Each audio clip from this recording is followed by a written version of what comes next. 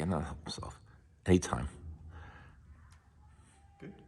Hey everybody, I'm here with some of the members of the Aquinas Project from St. Bridget Our Lady of Hope School, and they were interviewing me for the project that they're doing on homelessness, which is awesome, and I don't think I've ever been part of a program like this to see young people so engaged in an issue.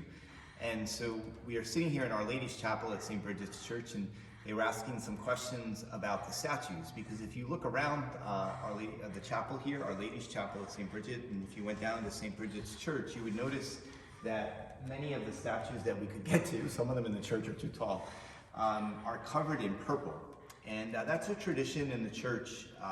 It's an older tradition that was restored about 10 or 12 years ago, that starting on the 5th Sunday of Lent, we would be invited to cover, or we would say veil, the statues and the images of Jesus in the church. And people might say, well, that doesn't make sense because we're getting ready to remember Palm Sunday and Jesus dying on the cross, right? But the whole sense of it is that there's a tradition in the Catholic Church of veiling things that are important. You know, we cover different things, and at certain times people actually wore a veil over their head as a sign of respect.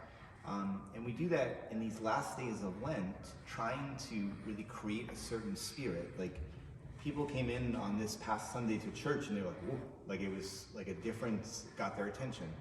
And the sense of kind of covering and one day lifting all these veils off. What day do you think we lift them all off? Good Friday. Wrong. Easter. Good. Okay, you win the big prize. But we would actually, no, I can't even say it kind of right.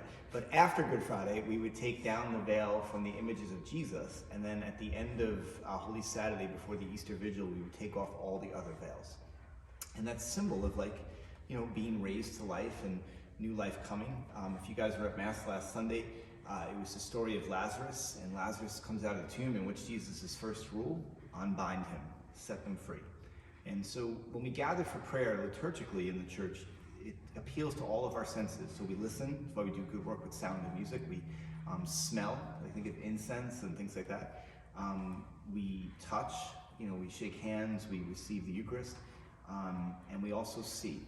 And so this is just one effort to kind of raise people's awareness to what we see during these times of Lent, and hopefully preparing our hearts for the day when all those veils are off, both the veils of the statues, but also the veils, the things in us that kind of need to be unbound and set free.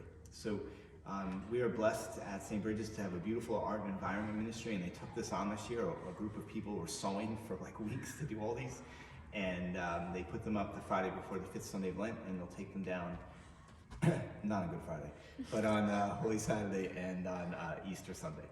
All right, so that's our story, and thanks for asking.